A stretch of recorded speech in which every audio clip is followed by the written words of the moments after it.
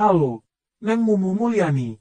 Mau tanya Neng, kalau rizki dan harta yang berkah itu patokannya bagaimana ya? Rizki dan harta yang berkah. Allah Maha Kaya, Dia Maha Pemberi kekayaan. Dengan sifatnya Al-Mukni itu, telah terbukti kekayaannya. Tidak pernah habis meski telah dibagi-bagikan kepada seluruh makhluknya sejak terciptanya alam ini. Bahkan sampai akhir zaman kelak. Karena itu, tidak ada alasan bagi seorang hamba meminta rizki selain kepadanya.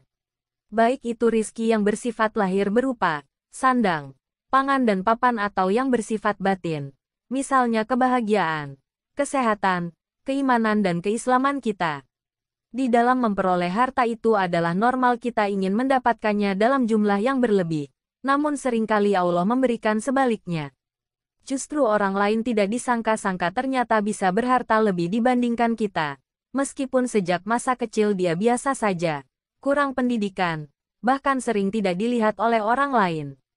Jelaslah bahwa pembagian rizki adalah kekuasaan Allah Ta'ala. Melimpahkan atau menyempitkan adalah kekuasaannya pula. Penegasan ini kita peroleh dalam surat An-Nahl ayat 71. Allah berfirman, dan Allah melebihkan sebahagian kamu dari sebahagian yang lain dalam hal rezeki.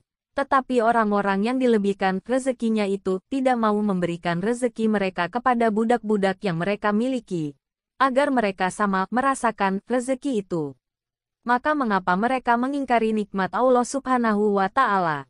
Barangkali perlu ditekankan bahwa dalam pencarian rizki tersebut manusia dihadapkan pada pilihan-pilihan.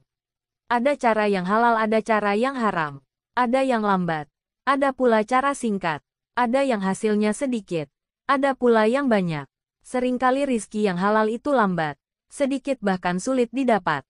Tapi sebaliknya harta yang haram itu cepat didapat. Jumlahnya banyak dan mudah untuk meraihnya. Disinilah perlu diperhatikan bahwa kita jangan sampai terjebak pada pilihan-pilihan yang salah. Bersabar dengan cara yang halal, dan bersyukur dengan hasil yang diperoleh sebaiknya harus menjadi pilihan kita.